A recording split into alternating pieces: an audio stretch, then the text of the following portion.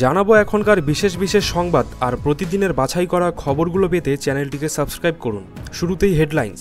ফের নির্বাচনী প্রচারে বাংলায় আসছেন মোদি। একদিনে দক্ষিণবঙ্গে ৩ জনসভা। শাহজাহানের কুকীর্তির সুবিধা পেয়েছেন রাজ্যের ২-৩ জন মন্ত্রী। বিস্ফোরক দাবি ইডির। যোগ্য অযোগ্যদের আলাদা করতে প্রস্তুত এসএসসি। সুপ্রিম কোর্টে নিয়োগ মামলার পরবর্তী শুনানি সোমবার।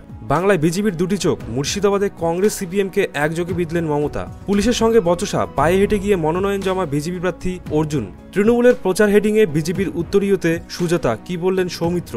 দাবদাহ থেকে সপ্তাহের শেষে মুক্তি। অবশেষে বৃষ্টিতে ভিজবে দক্ষিণের এই সব জেলা। আসছে বিস্তারিত খবরে। লোকসভা ভোটের 2 দফা মিটেছে সবে। বাংলার 42 আসনের মধ্যে উত্তরবঙ্গের 6 কেন্দ্রে নির্বিঘ্নেই মিটেছে ভোট পর্ব।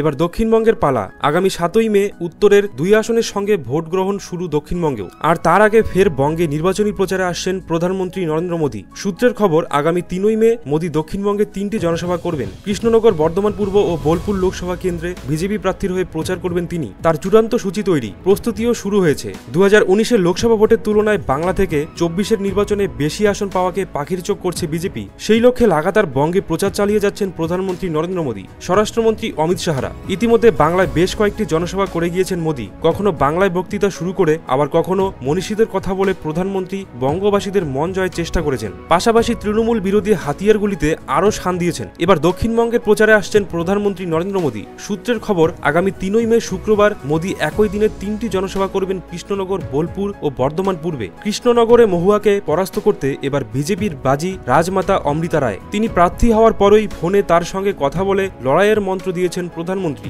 এবার অমৃতা রায়ের হয়ে সীমান্ত এলাকা তেহট্টে নির্বাচন করবেন প্রধানমন্ত্রী মোদী। বোলপুরে বিজেপি প্রার্থী গৃহবধূ প্রিয়া সাহা, তার হয়েও 3ই মে প্রচার করবেন প্রধানমন্ত্রী। এছাড়া বর্ধমান পূর্ব লোকসভা কেন্দ্রের গেরুয়া প্রার্থী কবিয়াল অসীম সরকারের সমর্থনে হবে মোদীর জনসভা। আসছে পরবর্তী খবরে। সন্দেশখালী কাণ্ডে বিস্ফোরক ইডি। শেখ শাহজাহানের কুকীর্তির সুবিধা পেয়েছেন রাজ্যের 2-3 জন মন্ত্রী। তাই শাহজাহান এবং তার অনুগামীদের জামিন দিলে সতর্ক হয়ে যেতে পারেন ওই মন্ত্রীরা। সোমবার আদালতে দাঁড়িয়ে সন্দেশখালীর বেতাজ বাদশার জামিনের বিরোধিতা করে এমনই দাবি কেন্দ্রীয় তদন্তকারী সংস্থার। সোমবার কলকাতা নগর দায়রা আদালতে তোলা হয় শেখ শাহজাহান, আলমগীর, দিদার বক্স, শিবু হাজরা ও সন্দেশখালী কাণ্ডে অভিযুক্তদের। আদালতে সওয়াল জবাব চলাকালীন বিস্ফোরক অভিযোগ করেন ইডির আইনজীবী। জানান, সন্দেশখালী কাণ্ডে জমি দখলের টাকার ভাগ পেয়েছেন রাজ্যের 2-3 জন মন্ত্রী। ওই টাকায় ঘুরপথে অস্ত্র কারবারে লাগানো হতো বলে তদন্তের পরে মনে করছেন ইডি। জেলা পরিষদের মৎস্য কর্মাধ্যক্ষ ছিলেন শেখ শাহজাহান। সে কারণে নেতা মন্ত্রীদের সঙ্গে ওঠা বসা ছিল তার। আর সেই প্রভাব কাজে লাগিয়ে শেখ শাহজাহান অনুগামীদের সরাসরি টেন্ডার পাইয়ে দিতেন বলে দাবি ইডির। কেন্দ্রীয় তদন্তকারী সংস্থার দাবি, পঞ্চায়েত থেকে ফেরি সমস্ত সরকারি টেন্ডার ঘুরপথে শাহজাহানের অনুগামীরাই পেতেন। তাতেই তারা আর্থিকভাবে লাভবান হতেন। 2016 থেকে 23 পর্যন্ত মূলত 5 বছর ধরে টেন্ডার নিয়ে দুর্নীতি হয়েছে বলেই মনে করছেন ইডি। সন্দেশখালী কাণ্ডে সাক্ষীদের জেরা করে এমনই বিস্ফোরক তথ্য পাওয়া গিয়েছে বলে দাবি এনফোর্সমেন্ট ডিরেক্টরের। এছাড়া শাহজাহানের ভাইয়ের বিরুদ্ধেও বিস্ফোরক দাবি ইডির। সিরাজ হোমিওপ্যাথি চিকিৎসক বলেই স্থানীয় সূত্রে খবর। এবার চাকরি বাতিলের রায়ে স্থগিতাদেশ দিল না সুপ্রিম কোর্ট। মামলার পরবর্তী শুনানি সোমবার। ফলে এখনো ঝুলে রইল চাকরিহারা প্রায় 26,000 শিক্ষাকর্মীর ভাগ্য।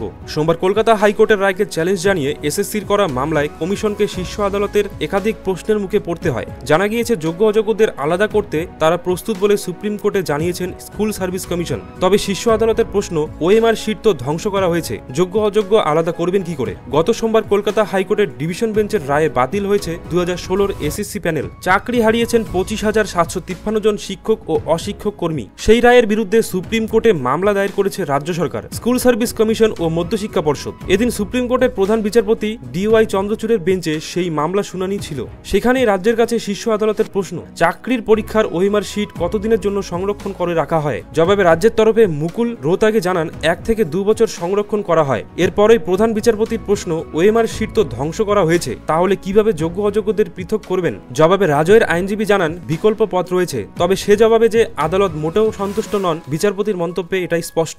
সোমবার দুপুরে মুর্শিদাবাদ জেলার ঝাড়গ্রাম ব্লকের অন্তর্গত নগর কিষাণ মন্ডি মাঠে তৃণমূলের নির্বাচনী সভায় উপস্থিত হয়ে সিএএ এনআরসি নিয়ে ফের সরব হলেন মুখ্যমন্ত্রী মমতা বন্দ্যোপাধ্যায়। বহরমপুর থেকে হেলিকপ্টারে তিনি পৌঁছন নগরের কিষাণ মান্ডিতে। মুখ্যমন্ত্রী মমতা বন্দ্যোপাধ্যায় বন্দ্যোপাধ্যায় সভামঞ্চ থেকে বলেন, আজ এখানে গরম 44 ডিগ্রি তাপমাত্রা, হিট ওয়েভে আমাদের আসা যাওয়া করতে হচ্ছে। আগে আমি কখনো দেখিনি 3 মাস ধরে নির্বাচন চলছে, নির্বাচনে কত মানুষের মৃত্যু হচ্ছে। আমাদের একজন জেলা পরিষদের প্রার্থীর মৃত্যু হয়েছে এই তীব্র দাবদাহের কারণে। আমাদের যারা মারা যাচ্ছেন কই তখন তো ইডি বা সিবিআই আসছে না। এরপরেই আরো ঝাঁঝালো মমতা, চরম সুর চড়িয়ে বলেন, কথায় কথায় মানুষকে চমকানো, বিজেপি জেনে রেখো তোমরা আর কোনোদিনও ক্ষমতায় আসবে না। মুর্শিদাবাদ জেলাতে অনেক উন্নয়ন করা হয়েছে। রেলমন্ত্রী থাকাকালীন কলকাতা লালগোলা হাজারদুয়ারি এক্সপ্রেস চালু করা হয়েছিল। মুর্শিদাবাদ জেলার গঙ্গা ভাঙন একটা বড় সমস্যা, দিল্লি টাকা দিচ্ছে না, তাই আমরা 2500 কোটি টাকা বরাদ্দ করেছি। কান্দি মাস্টার প্ল্যানে মানুষকে কাজ করানো হয়েছে। মুর্শিদাবাদ জেলার অনেক মানুষ বিড়ি শিল্পের সঙ্গে যুক্ত, তাদের জন্য অনেক কাজ করা হয়েছে। তিনি আরো বলেন,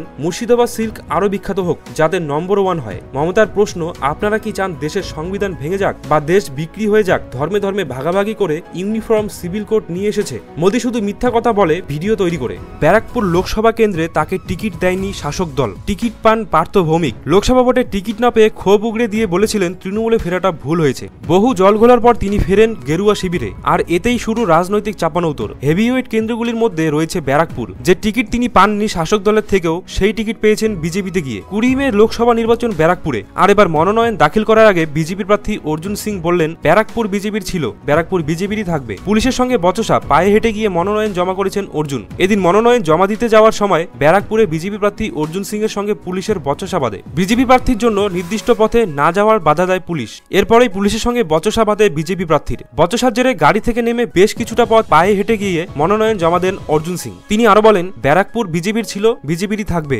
বলাই বাহুল্য, 21 বিধানসভা ভোটে হারের পর থেকেই বিজেপির পাখির চোখ ছিল ব্যারাকপুর। বাঁকুড়ার বিষ্ণুপুর লোকসভা কেন্দ্রে এবার দুই প্রাক্তনের লড়াই। সংসারের আঙ্গিনা ছেড়ে তারা এবার ভোটের ময়দানে মুখোমুখি হয়েছেন। পুরনো কেন্দ্রে ফের দাঁড়িয়েছেন বিজেপি প্রার্থী সৌমিত্র খা। অন্যদিকে তার প্রাক্তন স্ত্রী সুজাতা মণ্ডলকে টিকিট দিয়েছেন তৃণমূল। এই সুজাতাই 2019 সালে স্বামীর হয়ে বিজেপির হয়ে প্রচার করেছিলেন, অর্থাৎ তিনি তখন ছিলেন বিজেপিতে। তাই তার গেরুয়া চিহ্ন সম্বলিত সুজাতার বেশ কিছু ছবি রয়ে গিয়েছে। তা বলে সেই ছবি তৃণমূলের প্রচারে। বিষ্ণুপুরে দেখা গেল এমনই ছবি, মাঝখানে লেখা বিষ্ণুপুর লোকসভা কেন্দ্রের তৃণমূল প্রার্থী সুজাতা মণ্ডল খায়ের নাম। ডান দিকে মমতা বন্দ্যোপাধ্যায় ও অভিষেক বন্দ্যোপাধ্যায়ের ছবি, আর বাদিকে সুজাতা মণ্ডলের ছবি। সেই ছবিতেই দেখা যাচ্ছে তিনি যে উত্তরীয় পড়ে রয়েছেন, সেই উত্তরীয়তে পদ্ম ফুলের ছবি। ফ্লেক্সের নিচে আবার লেখা পলেমপুর তৃণমূল কংগ্রেস।